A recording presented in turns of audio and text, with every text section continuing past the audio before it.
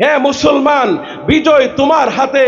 রাতের পরে সূর্য উঠবে, সকাল হবে, প্রভাত হবে, এটা যতটা নিশ্চিত সারা দুনিয়া জুড়ে ইসলামের পতাকা পথ পথ করে উড়বে, এটা তার চেয়ে বেশি নিশ্চিত একদিন আমেরিকার হোয়াইট হাউসে ইসলামের পতাকা উড়বে, রাশিয়ার মস্কোতে ইসলামের পতাকা উড়বে, দিল্লির লাল কেল্লা মুসলমানরা শাসন করবে। রাসূলের ভবিষ্যৎবাণী গজওয়াতুল হিন্দ হবে।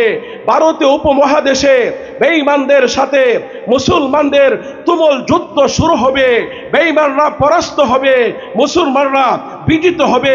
আমরা ইসলামের সন্তান, মুসলিম উম্মার গর্বিত সদস্য মোহাম্মদ বিন কাসেম তারেক বিন জিয়াদের উত্তরসূরি বীর সালাউদ্দিন আইয়ুবী, সুলতান মাহমুদ গজনবীর রুহানি সন্তান, ইমাম মাহদির সৈনিক, সাইয়েদনা ঈসার মুজাহিদ, আল্লাহর জমিনে আল্লাহর দ্বীনকে প্রতিষ্ঠা করার জন্য আমার নবী যদি পেটে দুইটা পাথর বাঁধতে পারে, আমার পেট তার চেয়ে বেশি দামি না।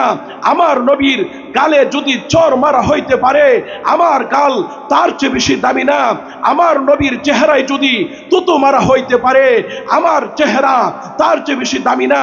আমার নবীর গা থেকে যদি রক্ত ঝরতে পারে, আমার রক্ত তার চেয়ে বেশি দামি না। আমার নবীর পিঠে যদি উটের নারী বুড়ি চাপিয়ে দিতে পারে, আমার পিঠ তার চেয়ে বেশি দামি না। আমার নবীর চাচাকে যদি 70 টুকরা করে কলিজা বের করে চিবিয়ে খাইতে পারে, আমার বাপ চাচা তার চেয়ে বেশি দামি না।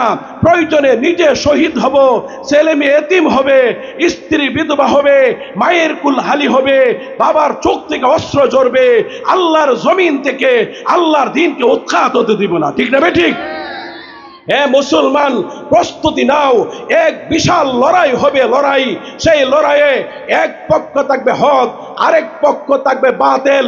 সেই লড়াইয়ে এক পক্ষ থাকবে কুফর, আরেক পক্ষ থাকবে ঈমান।